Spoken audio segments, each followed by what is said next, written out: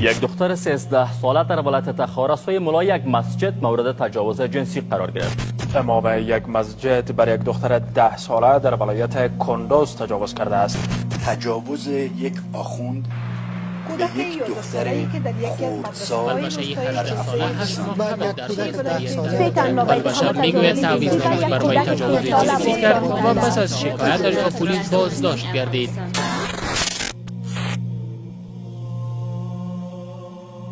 ملای خیالی رو براتون بگم چه قصه است.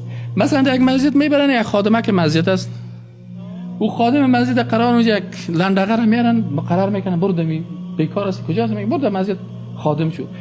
چند ماهش میته 3000 میته 4000 خود دیگه کار نمیفرسته.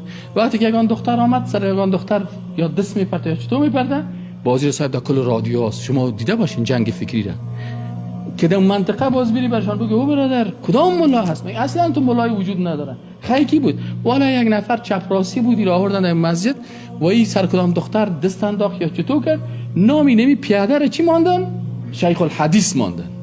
باز تلویزیون میگه که یک تن از شیخ الحدیثان بسیار بزرگی که احادیث و تفاسیر درس میداد بالا یک دختر کدام دختر رو تجاوز کردن دخترشون معلوم نیست. متوجه هستین اینا چی است ایار خیالی میگن به خاطر چی است به خاطر مخدر ساختن ذهنات. پس جنگ فکری که است این قابلیت استعمار میته. چه قسم قابلیت استعمار؟ وقتی که مردم زن خود برد بیوه اونجا چیز کرد بی غیرت شد کل بچه‌ها صدا میکرد. باز من اونجا استاد بودم چند تا جوانا بودن تو تیر میشدی سال میکردی که مردکه در چهار دیوالی خود پت کرده از اون آیت چرا زنش در جمله بیواست. باز بچهای جوان صدا میکردن که الان مرده زنده شده الان مرده زنده شده. اینی مردایی که زنده بودن کارت نان داشتن و کارت مواد بیوگی داشتن یا در بین از این مردم چی شد امی غیرت خود چی کردن از دست دادن. بعد از این بهجابی رو رواج کردن.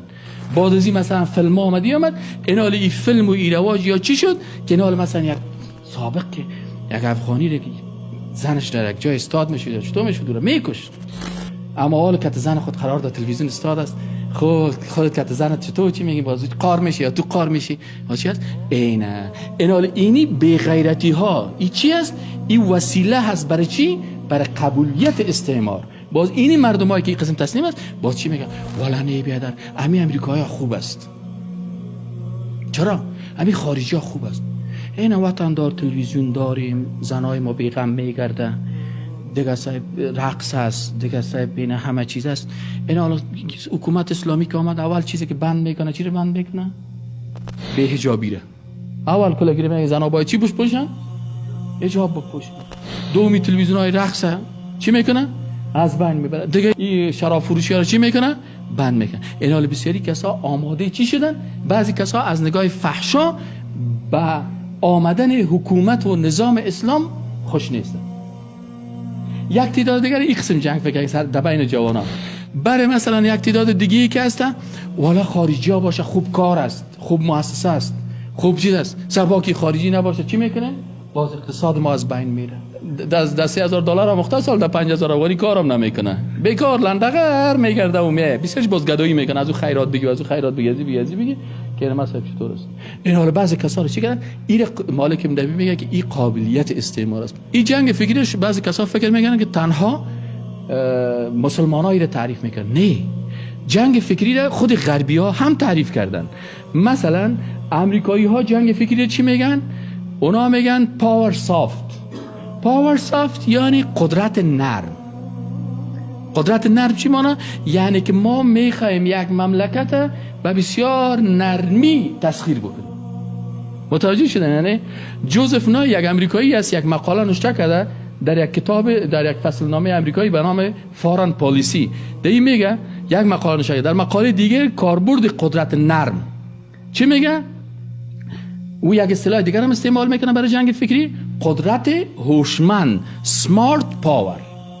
این امریکا استعمال میکنن که جنگ فکری اونا چی میگن یا به نام پاور سافت میگن یعنی قدرت نرم و یا به نام چی میگن به نام سمارت پاور یعنی قدرت هوشمند که در اینجا یک امریکایی برای تسخیر یک منطقه اسلامی از چی کار میگیره از هوش و از فکر خود کار میگیره. اما تو نرمه که ما آمدیم بیکیم تو افغانستان for the reconstruction of افغانستان، تو خوب تشریح میده. ما آمدیم برای reconstruction، آمدیم برای بازسازی، آمدیم we want to rebuild your country. یگان جایی که ببینید ما آمدیم تو نر آمدیم که وطن شما رو جور بکنیم، سرک جور بکنیم، سکول جور کنیم. شما باید اولادایتان مکتب برن، شما باید مثلا درس بخورین، شما باید ایره کارا بکنین. ایره چی میگن؟ ایره میگن که سمارت پاور است، که مثلا در یک مملکت از اون مملکت مثلا 20 میلیارد یورانیم معادن میکشه، 1 میلیاردش برای مصرف میکنن، 19 میلیارد دیگر چی میکنن؟ بر خود میبرن. یک وقت خود یاد کردیم که سعی کنین که یک قریه را سعی کنین که در زمین شیشته کجاست، زنده معدن از زیرش کشیده اما تو خالی و خاک. باز یکی از دانشمندای دیگه شان آمد، بازوا گفتن که نه، ما یک اصطلاح جدید میرم به نام انقلاب نر، که ما میخوایم دیگه مملکت ها انقلاب بیاریم، غیرتش غیرت اروپایی بسازیم، قواریش قواری اروپایی بسازیم، وطنش مربوط به اروپا بسازیم، فکرش قواریش افغانی لکن مغزش اروپایی. فهمیدین نه؟ این قسم بسازیم، یک انقلاب، یک تغییر بیاریم، لکن سختی ها سابق انگلیس ها چی میکردن؟ ایره به سختی میاردن، ما ایره به نام چی میگیم؟ به نام انقلاب نرم.